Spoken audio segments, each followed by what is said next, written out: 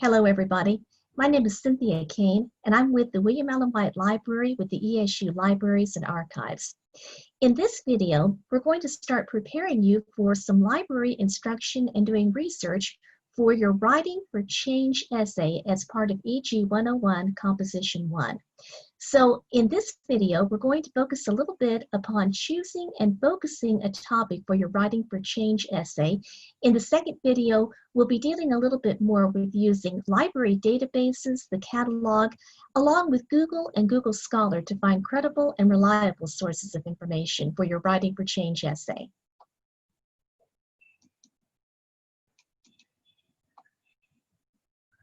So in this session, what are the outcomes? What will you be learning?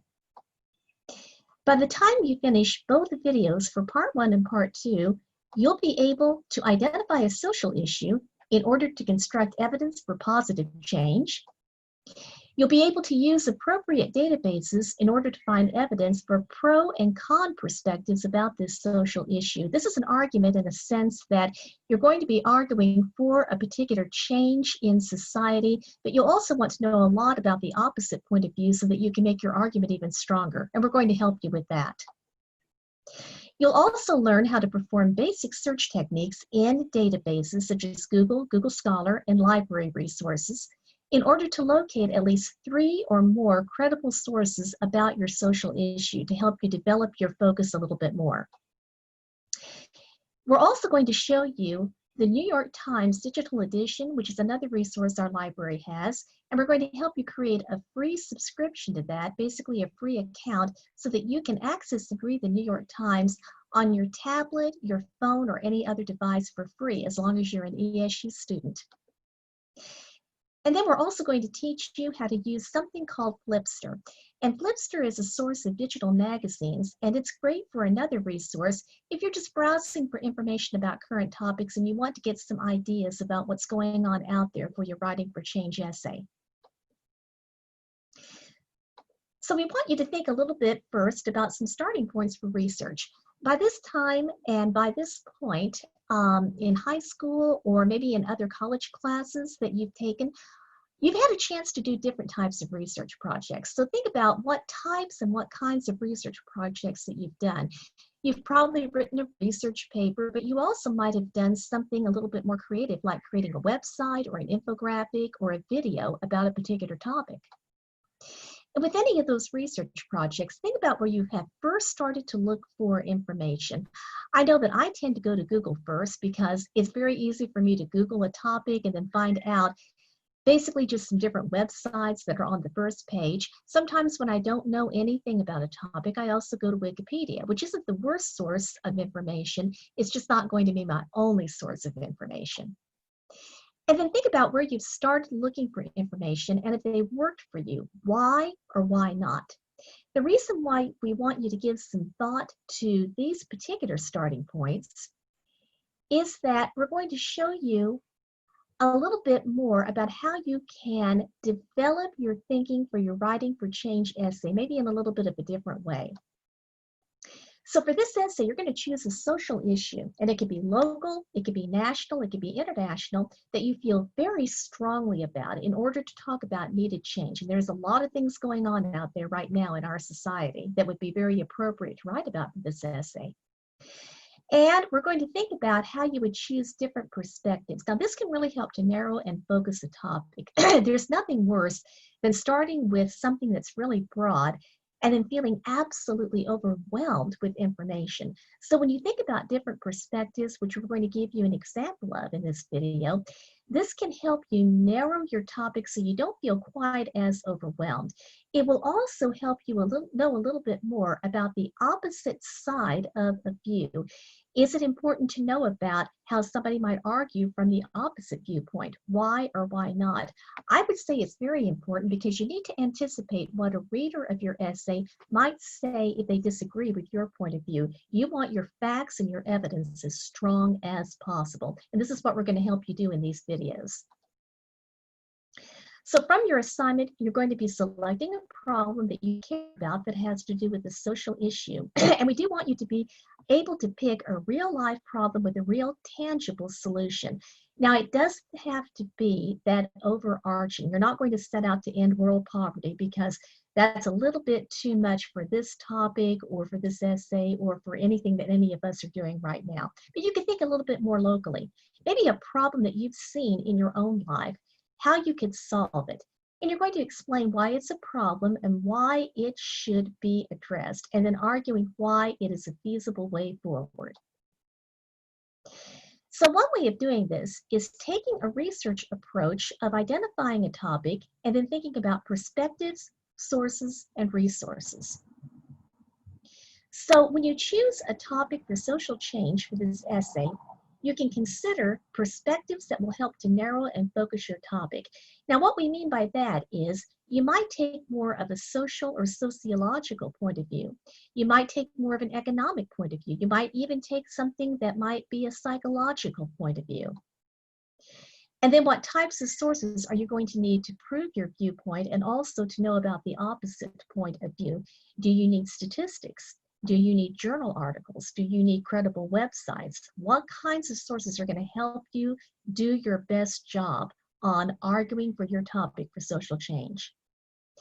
And finally, what resources are available to you that will help you locate the sources? So it might not be enough to say, well, I need statistical information about a topic. Where am I going to go find that statistical information? And how do I know if it's credible or reliable? If I need a book, where am I going to find that specific book, whether it's in print or in online form? So that's what we mean by resources. So we're going to use a sample topic and show you how this research approach can work for you. So I might want to say that access to the internet should be made affordable to all rural communities. We know that there's quite a disparity right now with internet access, depending upon where you live, how much it costs, what's available, what's not available. And that's what I'm arguing. It should be made affordable to all rural communities. Nobody should have to pay a lot of money for internet access.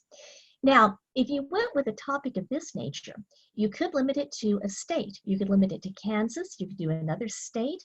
You could limit it to a little bit more of a specific city or town, but don't limit it too much that you're not able to find enough information. But this is what we're going to start with. So when I talk about perspectives, this is what I mean. One perspective for this topic could be economic. What am I talking about in terms of affordability? Am I talking about maybe only one internet company that's available in a rural community and it's tremendously expensive? Am I talking about data plans for a phone? What am I actually talking about? So I'm going to have to think a little bit more about what I mean by affordability. Is it just money or is it more than just money? Another perspective could be social. Is there a gap in terms of internet access between certain societies in a community? So in other words, I might look at a rural community, a city, or a town, and I might find out that one specific internet company is only offering its services in one part of the city, maybe where people can actually afford it or pay more, or where they feel like they might have more social influence. And if that's the case, then I really want to examine that gap a little bit more carefully. So economic and social could be two perspectives. There are a lot of other ones that I could explore, but think about those kinds of perspectives plus others that would be appropriate for your topic.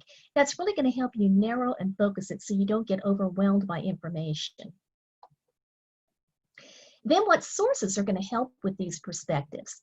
So if I'm talking about economic and social in terms of perspectives, I might want to look for personal interviews. I might really want to try to talk with people in those different rural communities or in one community that are actually experiencing some problems with internet access and really get that personal point of view. That's perfectly fine for a source of information.